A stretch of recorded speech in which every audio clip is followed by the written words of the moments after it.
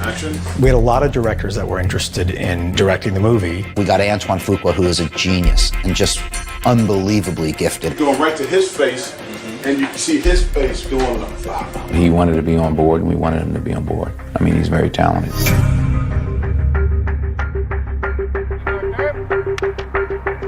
Denzel one day said to me, "Have you thought about Antoine?" And I'm like, that's a really interesting idea. Now, obviously, Denzel and Antoine had such an amazing working relationship from training day. We can start with you or me or somebody just saying bang. Right. See them start with bang. Yep.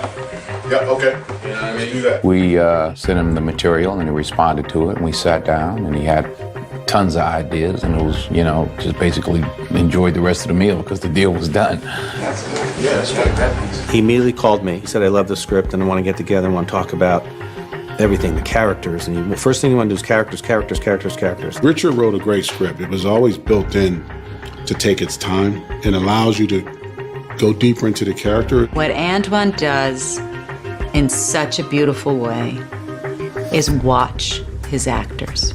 He likes to talk the language of character and background and things like that. It's a natural thing for him. And then the camera's going to, after he said it, just slide this way. He allowed us all to go into the Boston PD and to find out, like, what specifically would this guy be? This guy would work in special investigations. This guy would work in homicide. This guy would work in this. He'll come up to you, and even if you're doing exactly what he wants, he'll be like, keep doing it, but just try something, I'll play with it, you know, throw this in. And Antoine is someone who really does conduct in that way. So he'll have times where I think he's got 1,000 things he's thinking about, and then he'll have a great idea, like, hey, when you go, maybe you want to say something about this. He has a firm hand and an intelligent and clear way of working. And I'm always like coming up with new lines or new this, and he's very receptive to creativity. He's leaving room for the actor to make their own choices.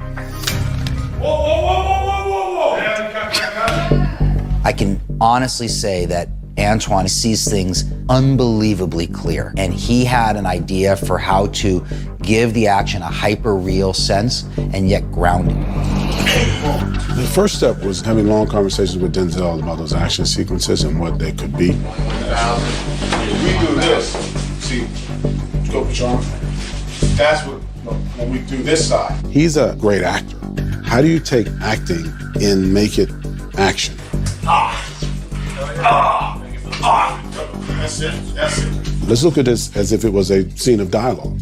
As we talked through the action sequences, he brought in some Navy SEALs and some DEA guys that have all been in the field, all done some things you don't want to know about. And he wanted it all to be real.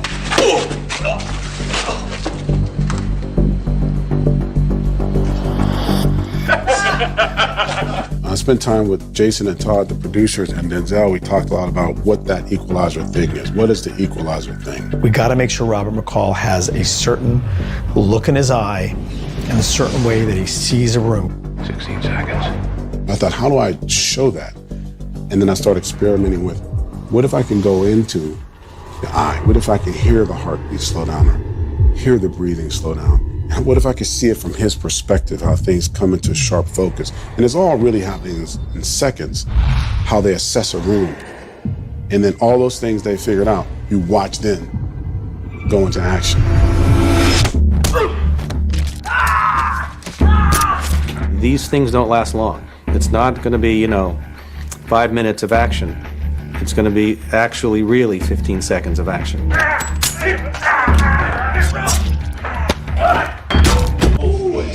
Sells like it, huh? He got his throat coming Let's go one more time. He's doing all of that real close work with specialized cameras and all that kind of stuff. That's his area of expertise, and I just trust him on that. Let's go a little looser than one that's a touch looser, Kurt. Most of us live our lives listening to our jazz in our car, whatever we're doing, and you're having a nice day, and then when something violent happens, most people panic and everything shuts down.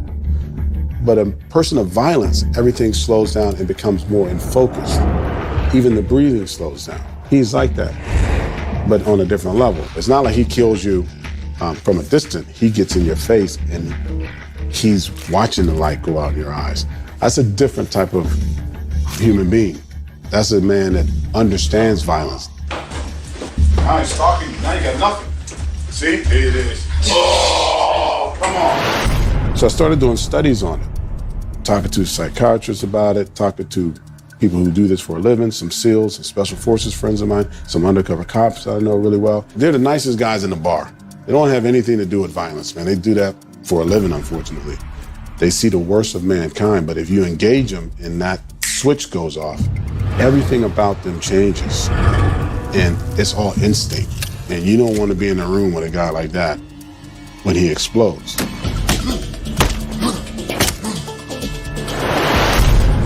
And then I went to the eye doctor and I asked him, I said, I hear a lot of things about violence. I said, what do you, as a doctor, what do you understand about what happens? He said, oh, absolutely. And he showed me on a test. He said, you see here, if you get excited about something, your eye opens for more light. He said, but those men, he was a military guy, he said their heart slows. So the complete opposite happens to them that happens to us. And that's what we did with those scenes was he's quick. He already figured out what he's going to do to you. And it should be slowed down so that I can still see him as a character within all this movement. When he does the eye thing, give me a good jerk. When he does the neck thing, give me a good snap. You can move a little slower to build into it. It's more like a 70s film, and those films would take their time to unfold. You didn't know where the character was going to take you until it happens.